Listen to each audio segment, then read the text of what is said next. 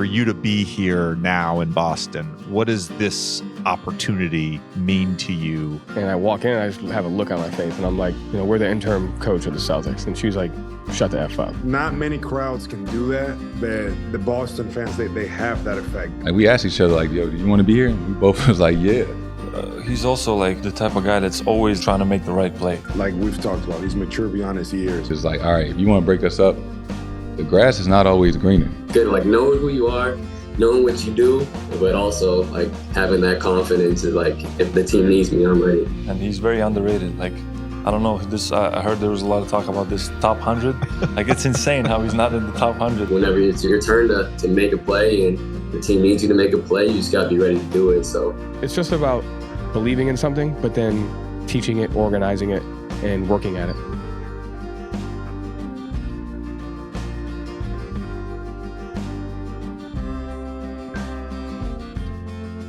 So back to your emotions. It's funny that I never do well when I have a lot of time to think. Like that's like where I'm not great in some areas. And so the fact that got the call, boom, training camp in 4 days, it's almost like you go into like survival mode. Like you don't have time to think about anything except like what's the most important thing right now. Like this training camp, we had our coaches retreat and stuff, and like I drew up the practice plans like a month ago, and then I deleted the document, and it's like we redid it yesterday. Whereas last year it was just like, all right, these are the most important things on day one.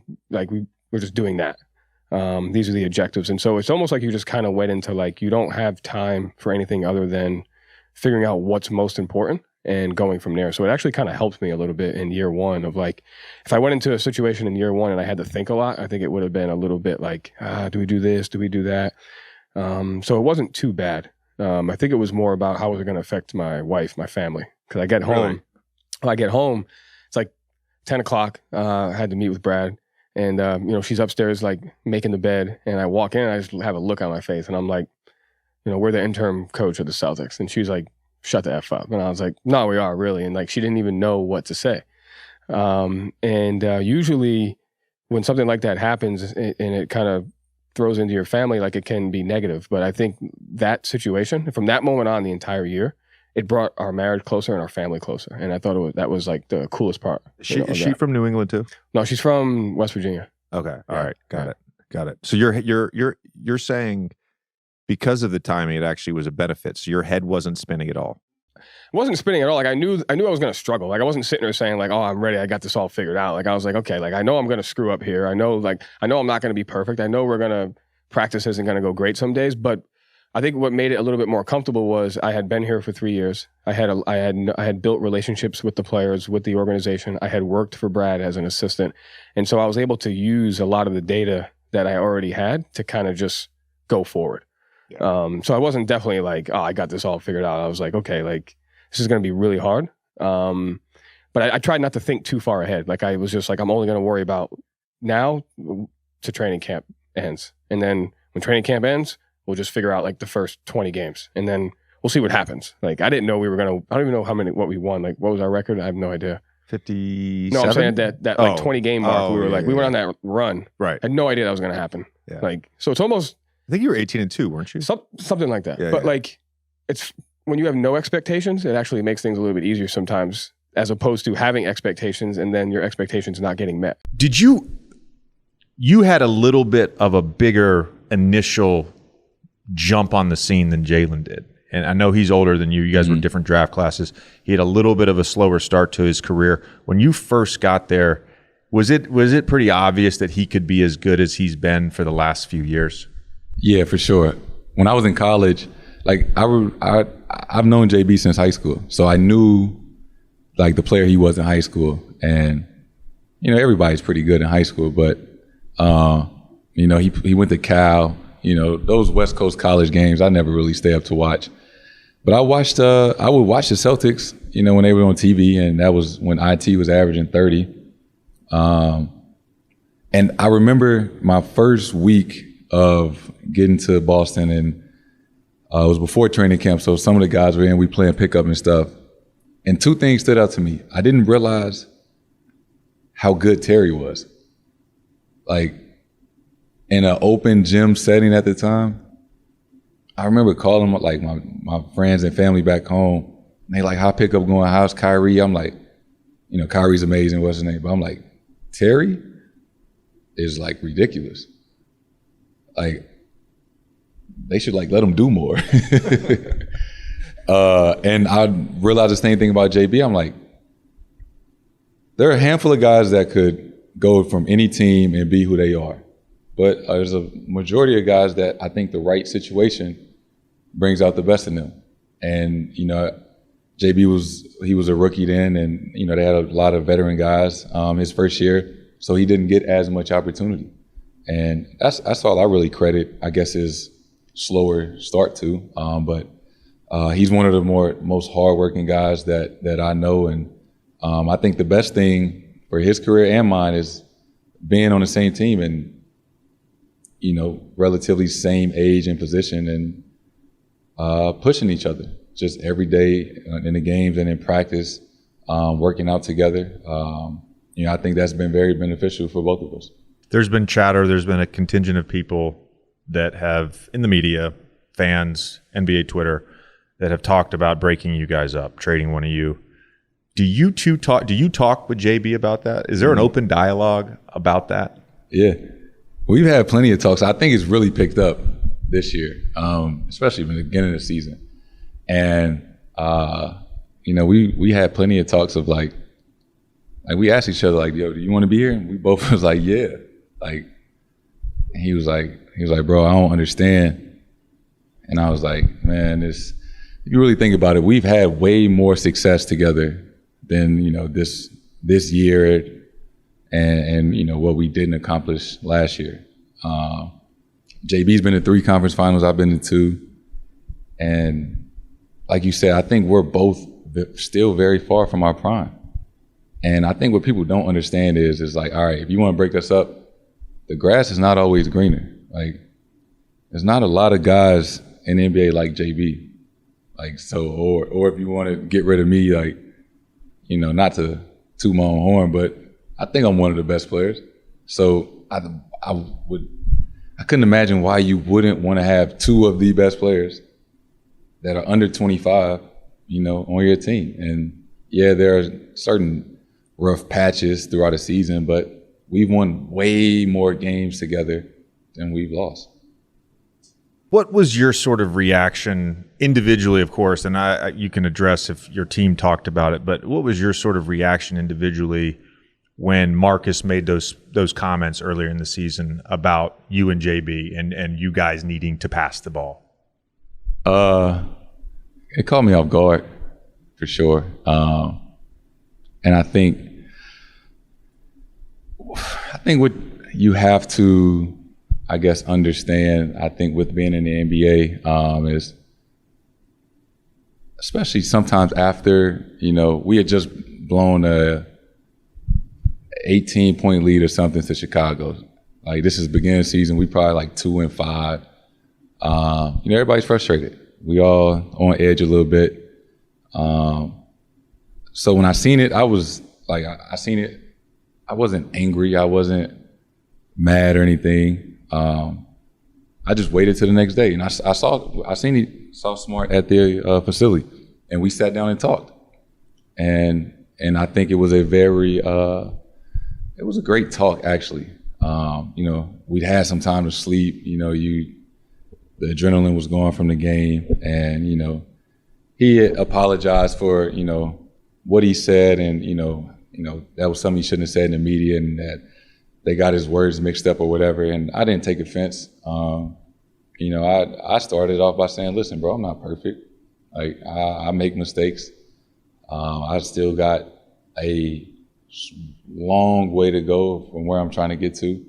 But, you know, I think we ended the conversation on, you know, we in this together. We're all on the same team, and we trying to figure it out. And, you know, obviously saying certain things like that in the media doesn't help anybody's case, because obviously that's all they talked about for the next week or so when it was referring to Celtics. But wasn't the end of the world.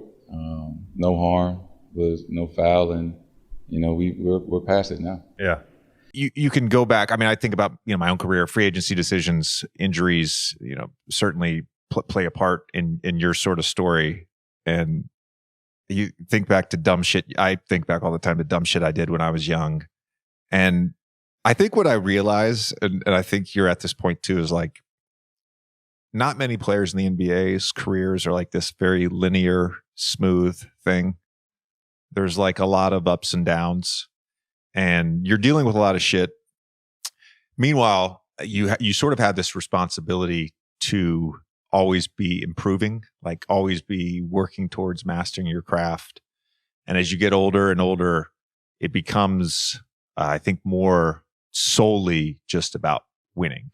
And so, like, for you to be here now in Boston, what does this opportunity mean to you with everything you've been through in your career? It's huge. I think it's of course it's a big challenge, to be in this kind of market and now with possibly going far in the playoffs with this kind of team. Big challenge, big responsibility. But it's a risk that I want to take, and I want to, possibly do something big. And yeah, everybody loves a winner, so I want to win. I want to win, and I could possibly make it all look, that reputation thing we were talking about earlier. Yeah. If you go out there win a championship, for sure. You're goated then. You're goated. Yeah. You'll never have to pay for a thing in Boston again. Anybody who watches the podcast, anybody who follows the podcast, knows how much I dearly love Derrick White as a basketball player. Did you realize he was this good before you played with him? I did not. You I didn't? did not. No, Yeah. I did not, man. He's we had like a meeting the other day, and Joe have always these kind of like team development things that we do, and we had to say one thing you love about your teammates, one thing that drives you crazy, and on some couple other things, and I said to D White, I said, what I love about you is how you're always making the right play for us, and because of that, I hold you, and I think all of us hold you to such a high standard that it drives me crazy when you don't. It's like he's so good. He's always making the right play, making the right read. That man, I just always expect that from him, and he's very underrated. Like, I don't know this. I heard there was a lot of talk about this top 100. Like, it's insane how he's not in the top 100. It's completely insane. But I think he will. He's already proving it, and it's only a matter of time. Derek doesn't strike me as the type of guy that's really worried about an He doesn't ESPN care, top yeah. 100 He poll. doesn't probably. Yeah, he probably doesn't care. No, I caught a lot of flack because I went on a rant when he wasn't named top 100. I hate those fucking polls so much. I really, truly hate them. They're so dumb. And by the way, there is like, and I mean this, there's like, in a given year, 5 or 6 guys that are like head and shoulders above everybody. I think you can make an argument now. There's 8 to 10, whatever you want to call it. The guys like 15 to 55, like, they're not necessarily interchangeable, but like depending on fit and situation and teammates and coach, like there's not that big of a margin. And I got flack because I said like Derrick White has a more of a case to be a top 50 player. And people get so caught up in counting stats. I'm like, no, just go watch the Celtics play and watch this motherfucker lock down, chase down blocks, offensive rebounds, swing, like even just like a simple swing pass that's on time, on target. Like he just consistently does that over and over. It's not sexy. It's not sexy. People like sexy. That's the thing. And he's just so good. What's his personality like as a teammate? He seems quiet.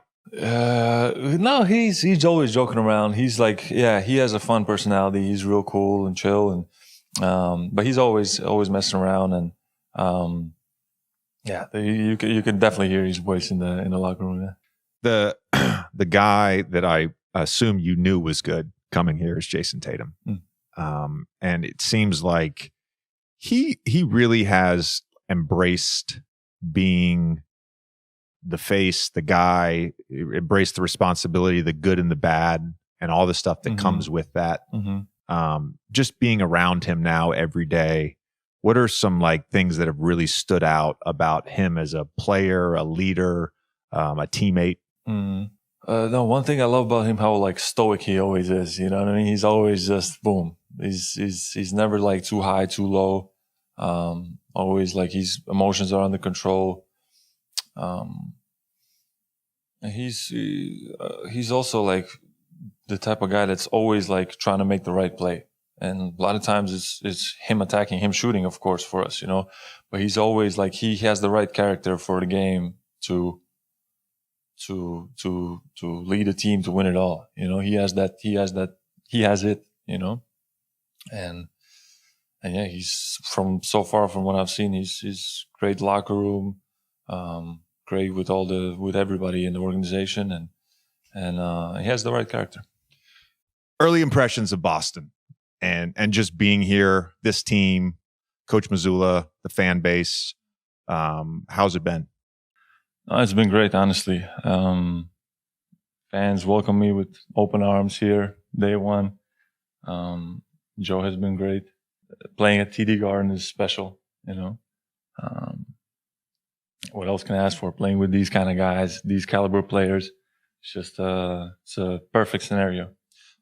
My understanding is your exit from Washington was definitely a trade, but it was a little bit of a free agency as well, where you had a couple deals on the table where you could get traded and then sign an extension.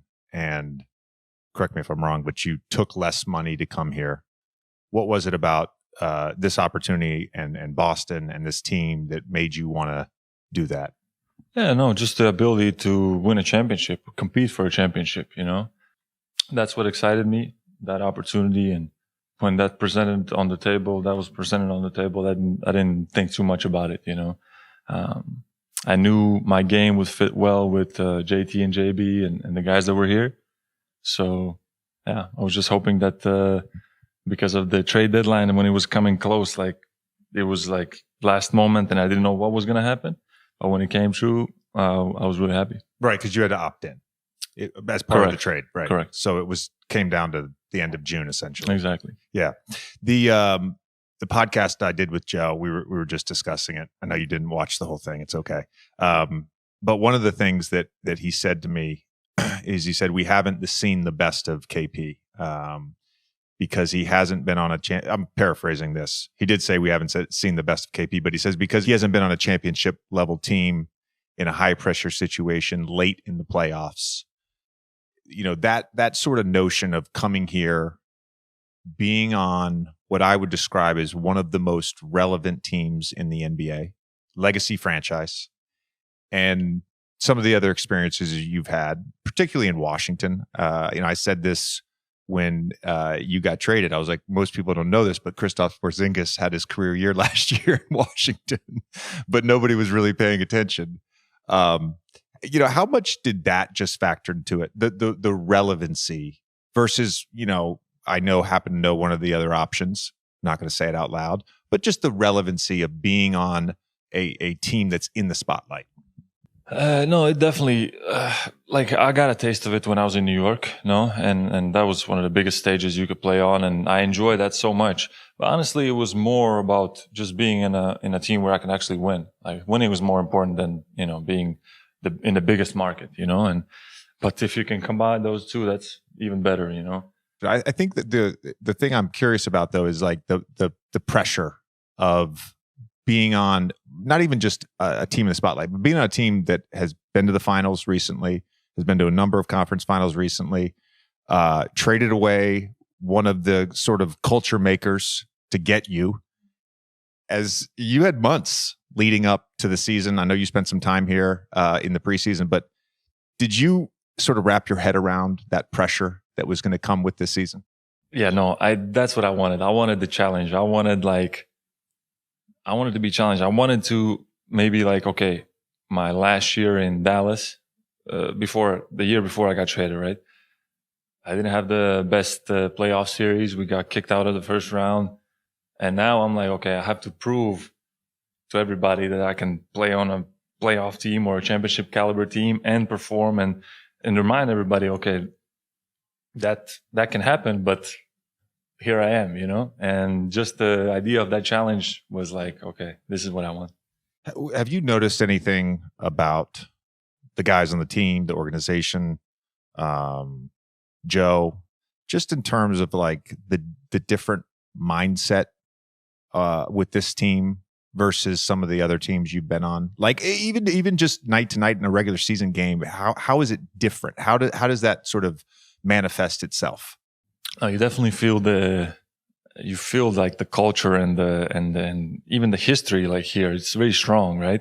And these guys have already built something, that is very close to winning it all, and coming into this kind of environment is just a different energy. Like we all know what the goal is here, and it just adds more motivation, it already adds more to my passion, to my drive, just being around this kind of environment, these kind of people that want to achieve the ultimate goal.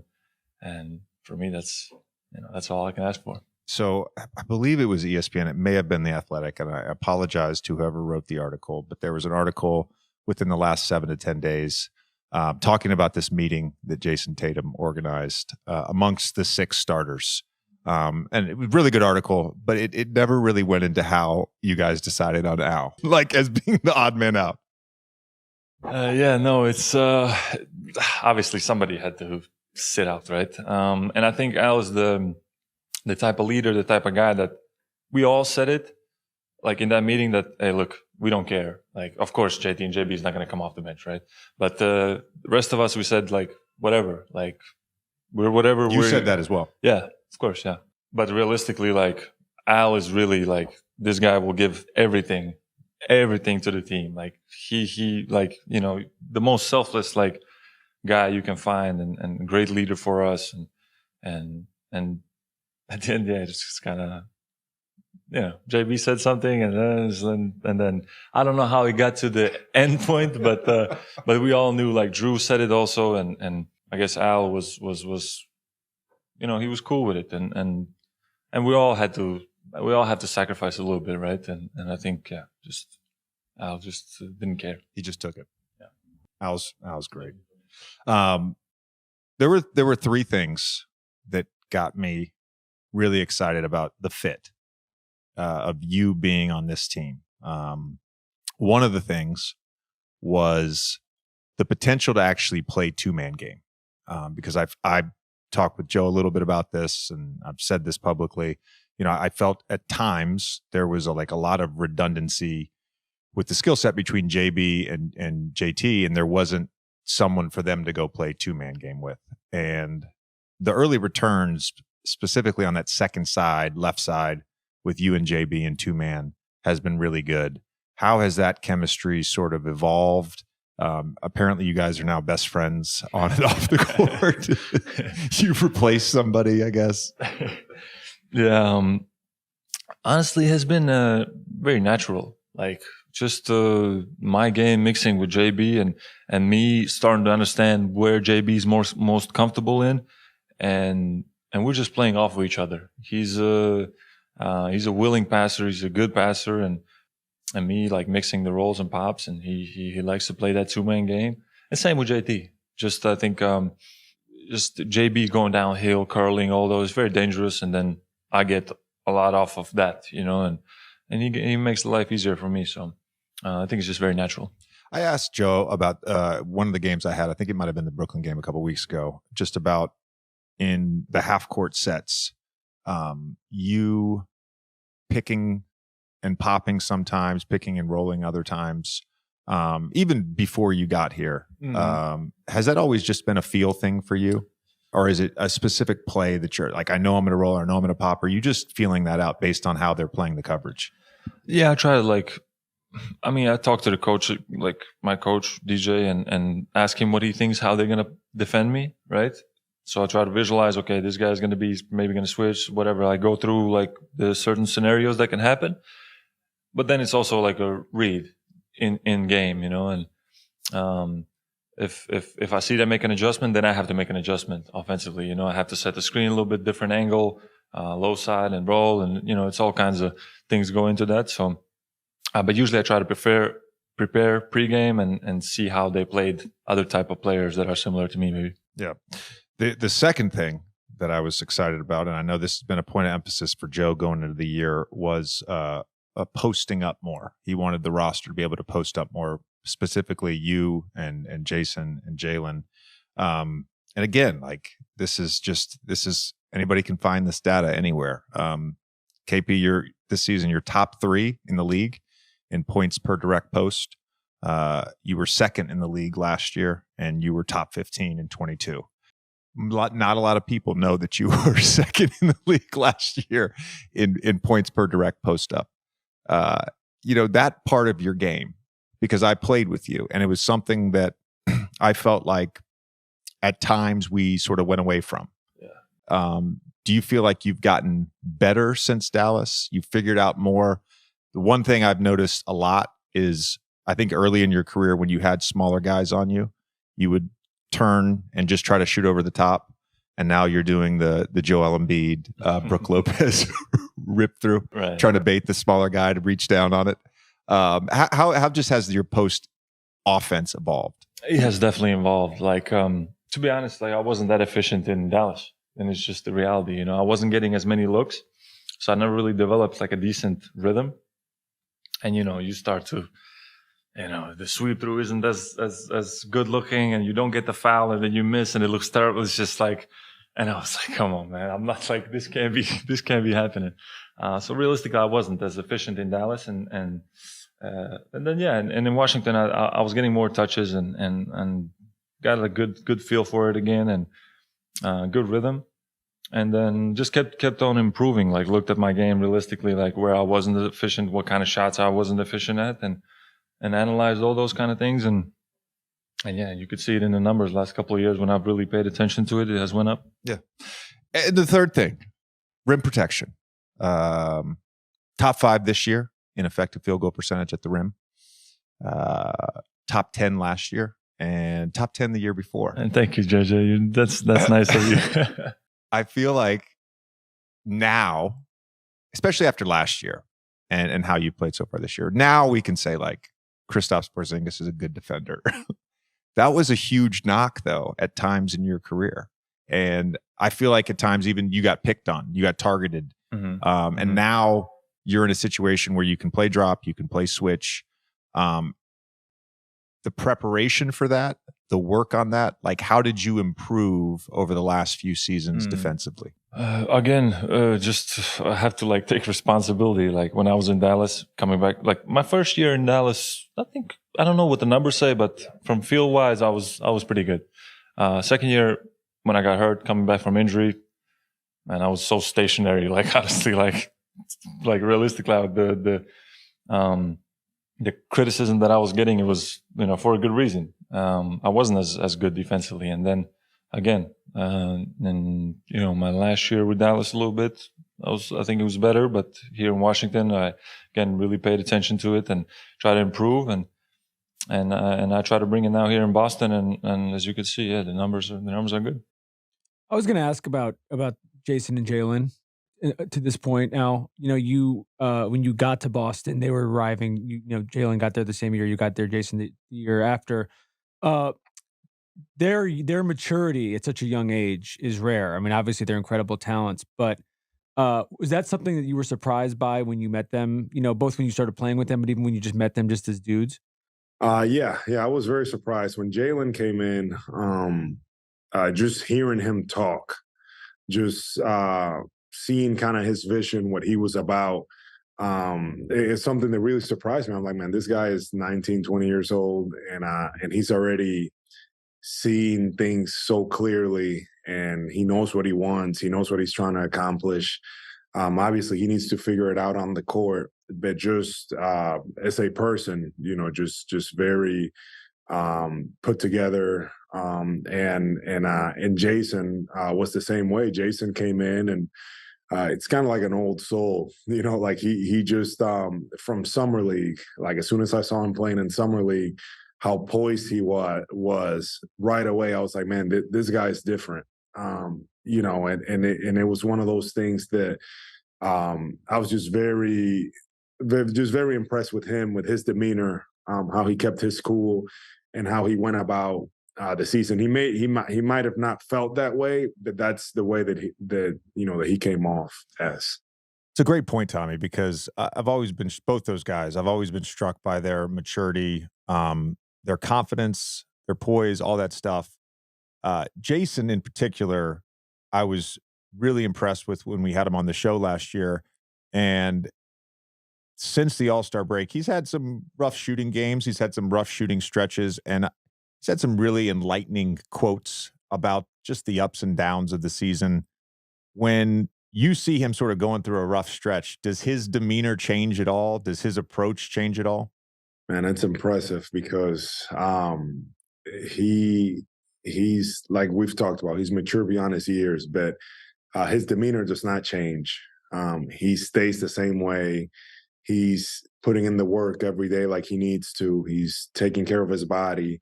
He's doing everything he has to do to prepare, and he's as consistent as they come. And to me, that's impressive because, earlier in my career when I was younger, you go through a stretch and you get to feeling down on yourself, and maybe you don't want to do everything you've been doing leading up to, and you're trying to figure things out. And he's not like that. He stays locked in. He wants to play every game if he possibly can, and he's all about just continuing to work. He's working. He's trying to figure things out, and he's figuring it out on the fly. So it's pretty impressive to see how he handles himself. You mentioned versatile defenders. We talked about that. Marcus is one of them. You guys have a bunch of them. Your 3-point attempt rate this year makes and attempts second in the league to Golden State for pretty much the whole season. Not without some ups and downs this year, especially lately, but this year's team, the best version of that, when you guys are at your best, what does that look like? What does that feel like? It feels like offensively, we're playing fast. We're playing fast. We're getting up and down the floor. The ball, and you hear this term all the time, the ball's not sticking. The ball is moving, and we're just moving. As soon as it touches somebody, you're either shooting it or they're creating an action. But we're just playing fast, getting out in transition, moving. That pace, when we're playing like that, it just changes everything. And then defensively, really locking down individually, and that's one of our strengths, that our guys are able to guard a lot one-on-one. And when we're able to do that, but the biggest one is offensively. When we're flying around and when we're playing with pace, it's I feel like that's when we're at our best. Openly admitting that you're going to make mistakes. I love that. Tobias Harris and I used to always, he was a very black and white person. And, if something went wrong, or if somebody was doing something wrong, he just couldn't get past it. You know what I mean? And he in some ways, we were talking about perfection, he in some way, and I've discussed this with him on the pod, so I'm not saying anything that isn't already out there, but he in some ways, if it wasn't perfect, it was really bothering him. And I used to live that way as well. and I found that the gray is very peaceful. It's very zen. Mm-hmm. And it's this idea of embracing the gray. As a player, you're going to make mistakes. And I think sometimes as a player, if you make the same mistakes, not continuously, but time and again, there's a narrative that develops around you. And I think it's the same thing for coaches, right? This coach is not great in this situation. This coach is not great in that situation. Yeah. Are you ever worried about narratives around you and the mistakes you make building to something that you get now labeled as Joe Mazzulla, the guy who can't do this? Yeah. The only label I care about is what my players say and my family. And so I don't care about what the labels are. What I don't want is A, the players to believe them, and B, to coach a certain way to where the players don't believe in what my philosophy is. And so, you take an example of something that may happen in a game, and I'm sure we'll bring it up, or it's I'm labeled as the coach that doesn't call a timeout. We're going to talk about this I figured you were, so I might as well, I beat you to it. Right. And I'll tell you what, like I stand by my philosophy. Where I have to get better at is the organization of my philosophy. And that's where I didn't have time as a coach. And so I still believe in certain situations, a timeout is not the best decision. Where I wasn't good at as a coach was organizing my team properly to take advantage of that situation. I didn't teach the philosophy well enough. I had the philosophy, but I didn't teach it well. And so the narrative doesn't bother me. What bothers me is I didn't do a good job of putting our players in the best possible position to succeed. And that's a goal of mine heading into the season is like, okay, I've had 1 year, I've built some philosophies, but now I got to double down on my teaching. And I got to double down on the organization. And I got to make sure that I stand by the philosophy, that we agree on it as a team, but then also that I do a great job of organizing our guys to put them in the best possible position. Yeah. I think it was the second game I called. I had a Friday, Sunday game in March. I think it was the Knicks game where you didn't call a timeout. Yeah. And I don't think you guys got a shot off because Tatum ended up catching the ball on the right wing with like 2 seconds to go. And then I'm obviously, game 4 in Philly, we're not calling timeout. And just to review a little bit, they score. We can talk about the help off the strong side corner all we want, but Harden hits the 3. There's time. And I think there's a lot of coaches who don't call a timeout in that play because then they don't want to get the defensive unit for the other team, right? Yeah. It could have been McDaniels. It could have been DeAnthony Melton, right? They're all of a sudden there in the game. Yeah. And you got Maxey in the game, right? So you don't call a timeout. There's also what you said after the game, your quotes after the game, you were talking about, I trust my players. I trust my players in that situation, which, again, I 100% agree with. But I also think, not for you necessarily, but I also think for a lot of coaches who sit there for 4 or 5 minutes throughout the course of a game, live action, no dead balls, right? Mm-hmm. There's no control. And I think for a lot of coaches, they like that control at the end of the game. Yeah. There's coaches that just want to call a timeout. Mm-hmm. And I want to draw something up. I want to be set. I want to be organized. Yeah. And so I think there's this like really tough balance to find between all of that. Mm-hmm. Yeah. And when you talk about teaching that, what does that mean specifically? I mean, I just did the philosophy's right. Like I think there was 10, 11 seconds, 12 seconds or something like that. I think it's 14 to start. 14 to start. If you were to tell me you can guarantee the ball in one of your best players' hands with 14 seconds on the clock to go make a play, you would take that every day of the week. Where I failed as a coach is we didn't have a 14-second play. We didn't have an 8-second play to go fast enough. Yeah. So you're talking about in a practice throughout the season. Yes. So I have to get better at practicing that, of organizing that, of giving an example of like, hey guys, there's 14 on the clock. This is what we're going to. This is when we have to shoot it by. This is what happens if it goes in. This is what happens if it doesn't.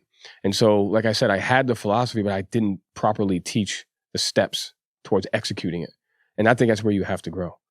That's where I have to grow as a coach. But also there are times where you do have to call it. The one that sticks out to me is at home versus the Warriors where we're down 3 and there's no timeout and it's like bedlam. And Smart kicks it to JB and it goes in. And after the game, Steve Kerr's like, we really thought they were going to call a timeout. Right? So there's always the other side of that, but we were more organized. And so it's just about believing in something, but then teaching it, organizing it, and working at it. And we just have to get better. I have to get better at that. Yeah. That same weekend in March, by the way, you guys lose to Brooklyn after having a big lead. And in the pregame, and I think I've used this on the podcast before, in the pregame interview with you, when we asked you about Friday night, you said, we just got out-mathed. And I was like, yes, I love this. I love this.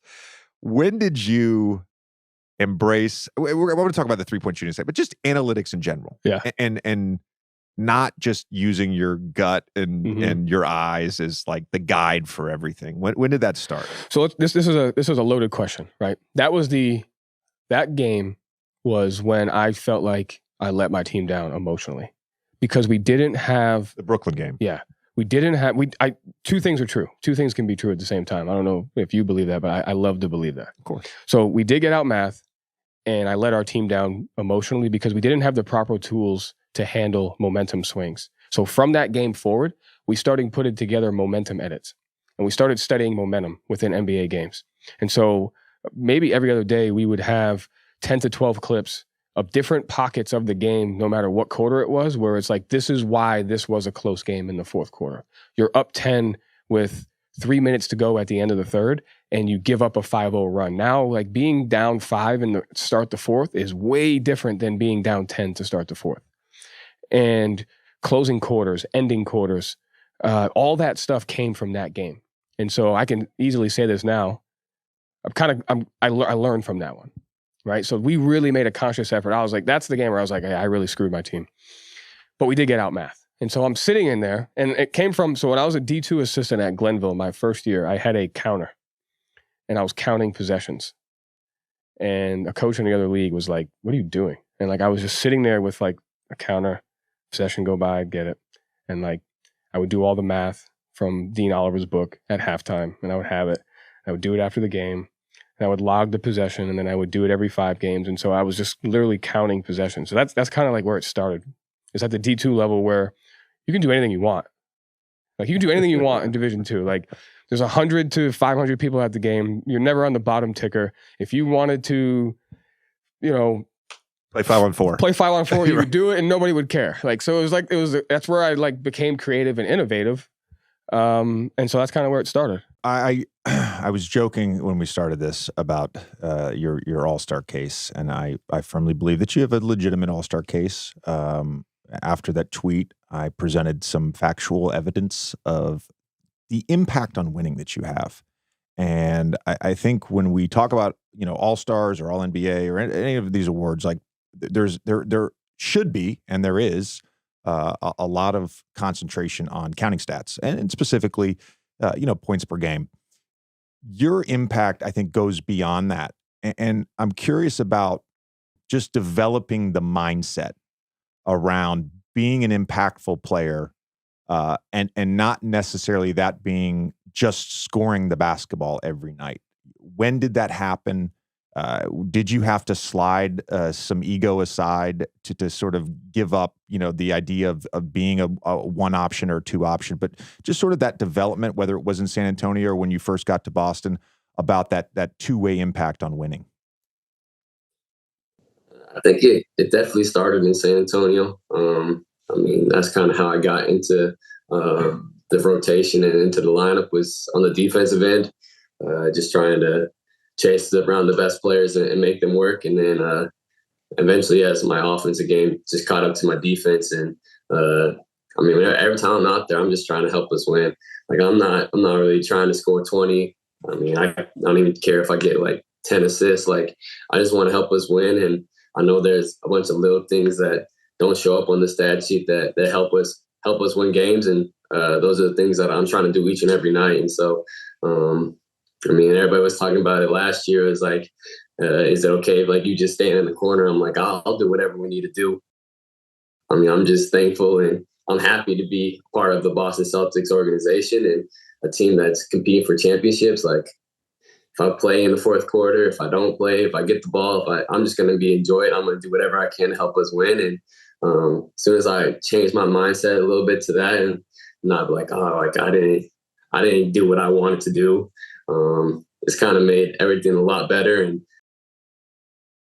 basketball's been a lot of fun, especially these last couple of years. Like I'm not too worried game in, game out. Like I used to have a bad game and it would affect me for 24, 48 hours. And now I'm just like, sorry, I'm going to bounce back next game, and I'm just going to enjoy this game and do what I do. So just changing my mindset a little bit to that, it's really helped a lot. Some of that is your teammates, right? I think it's, not even just this year, but, going back to 2 years ago when you guys made the finals, playing with a guy like Jayson Tatum, playing with Jaylen Brown, of course, this year adding Drew and KP, Al, of course, Rob Williams, Malcolm last year, who got Sixth Man of the Year. I think there's a different mindset around being on a team where you don't feel like if you don't get 20, you're going to lose, right? So I think that's really interesting. You guys, before last night, were 15-1 with your starting lineup, 15-2 after the Thunder loss. You're 24-5 in the games that you play.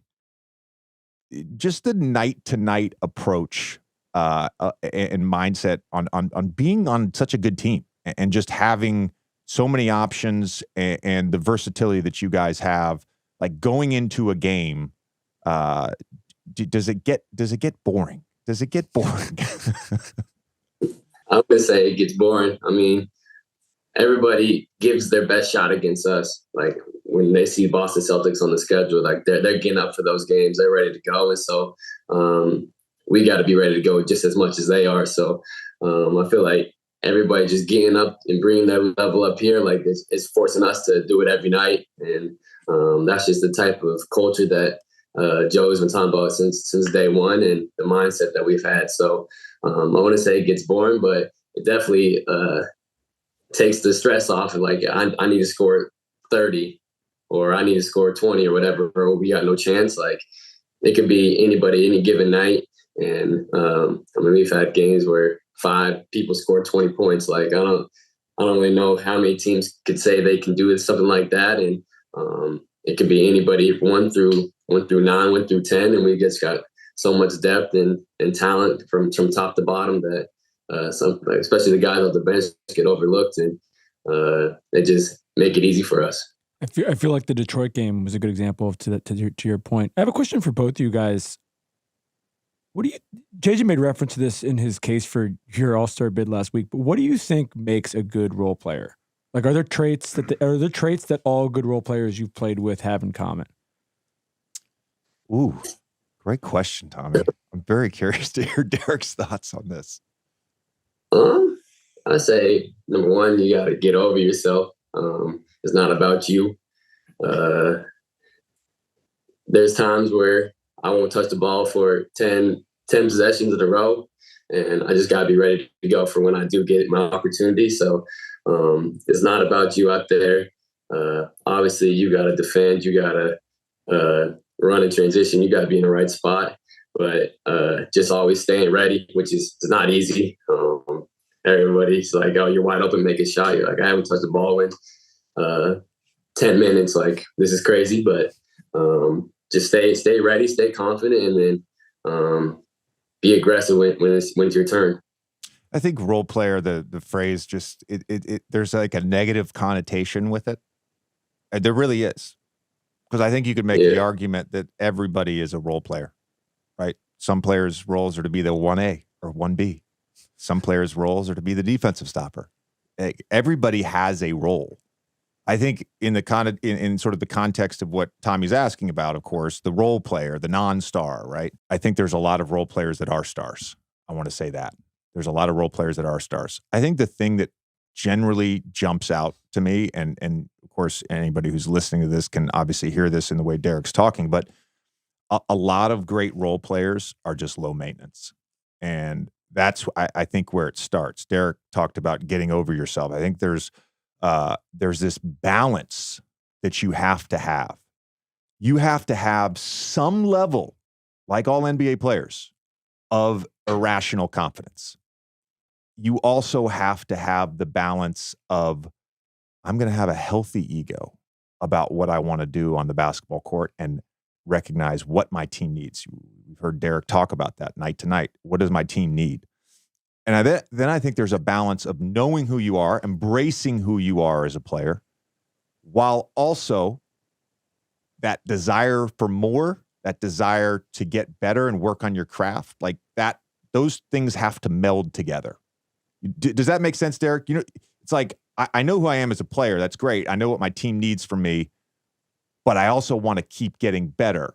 And I think the great role players, they don't get stuck in like one role. Derrick was a great role player. Yeah. I hate that word, but Derrick was a great role player when the Celtics made their finals run. Derrick was a great role player last year. Derrick was a great role player to start the season. But he's getting better. The game incrementally is getting better. And I think the great role players, that's what they do.